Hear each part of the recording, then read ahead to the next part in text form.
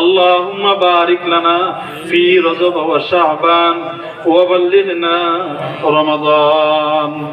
আরেকটি আমল, যে ব্যক্তি শুক্রবারে আসরের নামাজের পরে, আসরের নামাজের সালাম ফিরানোর পর কারোর সাথে কথা না বলে নিজে নিজে এই দোয়াটি, এই দুরূদ শরীফটি 80 বার তেলাওয়াত করবে, আল্লাহর হাবিব বলেন 80 বছরের আগের গুনাহ 80 বছরের পরের গুনাহ আল্লাহ মাফ করিয়ে দিবে। দুরূদ শরীফটা দরকার আছে না নাই? আছে। নেন, আল্লাহুম্মা সাল্লি আলা মুহাম্মাদানিন নাবিয়্যিল উম্মি ওয়া আলা আলিহি ওয়া সাল্লিম তাসলিমা। পাইতেন না? এটা একেবারে সহজ। ওই ইউটিউব চ্যানেলে গিয়ে চার্জ দিলে পাবেন, মাওলানা শহীদুল ইসলাম মিয়াজি কুমিল্লা, চার্জ করলে সেখানে আমার বয়ান আছে, বয়ানের মধ্যে এই রেকর্ডটা পাবেন। আল্লাহুম্মা সাল্লি আলা সাইয়্যিদিনা মুহাম্মাদানিন নাবিয়্যিল উম্মি ওয়া আলা আলিহি ওয়া সাল্লিম তাসলিমা।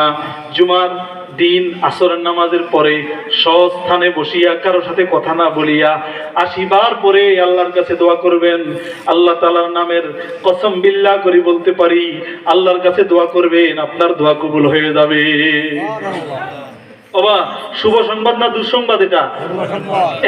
শীতকালের মধ্যে আগে নিয়মটা বলে দিই, যে জায়গার মধ্যে ব্যথা ওই জায়গার মধ্যে হাত রাখবেন, বিসমিল্লাহির রহমানির রহিম, হাতটা সরাবেন, আবার হাত রাখবেন, বিসমিল্লাহির রহমানির রহিম, হাতটা সরাবেন, তৃতীয়বার হাত রাখবেন, হাতটাকে বিসমিল্লাহির রহমানির রহিম, এবার বলবেন আউযু বিইজ্জাতিল্লাহি ওয়া কুদরাতিহি মিন শাররি মা আজিদু ওয়া উহাযির।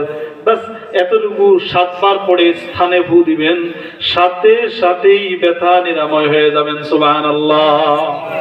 পারবেন নি দেবা? কয় না পারবেন নি? তবে একিন লাগবে। কি লাগবে? একিন লাগবে। একিন ছাড়া করলে কি হয় শুনুন।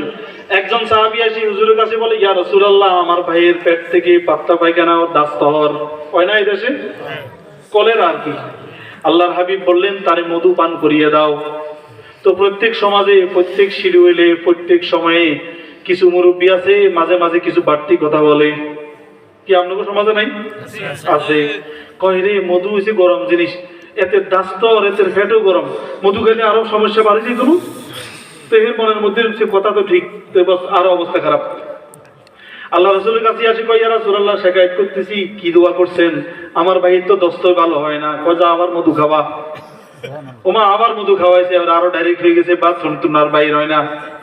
আল্লাহর হাবিবের কাছে আসি, হুজুর কি করলেন কি চিকিৎসা দিলেন? আমার ভাই তো বাথরুম থেকে বাইর হয় না। আল্লাহর হাবিব বলে, শোন, আল্লাহর কোরআন সত্য, তোর ভাইয়ের পেট মিথ্যা। ওমা এটা আবার তোদের তুই কই যাস?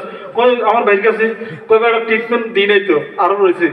কই কি ইয়া রাসূলুল্লাহ, কথা বুঝছো নি? হুজুর সহজ করে দেন, কথা বুঝি নাই। আমার ভাইয়ের পেট মিথ্যা, আল্লাহর কোরআন সত্য, কথা বুঝি নাই।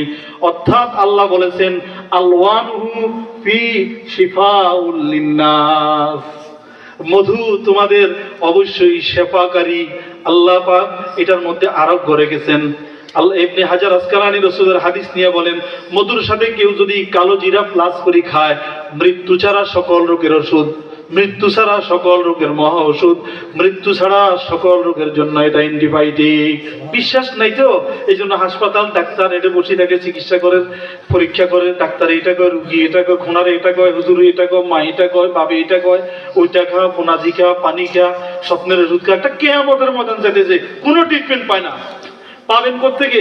আগুন লাগছে রংপুর, আপনি দিনাজপুর জাফানি মেরতেছেন, কারবার হইব? কোরআন থেকে নেন। আল্লাহ পাক রব্বুল আলামিন বলেন আলওয়ানুহু ফি শিফাউল লিন্নাস। বাস মধু খাওয়াই দিছে। যাই কয় ভাই, নবীজি বলছে অন্তরের মধ্যে পরিপূর্ণ বিশ্বাস রেখে মধু পান কর, আল্লাহ তোরে সেবা করবে। নবীর কথা তার অন্তরের মধ্যে ঢুকাই মধু পান করছে, বাস দাস্ত মাস্ত কোথায় সব ঠিক হয়ে গেছেন। সুবহানাল্লাহ। তো শুধু দোয়া পড়লে কাজ হবো নাকি ভিতরে আমলের নিয়ত থাকতে হইব, ইখলাস থাকতে হইব নি?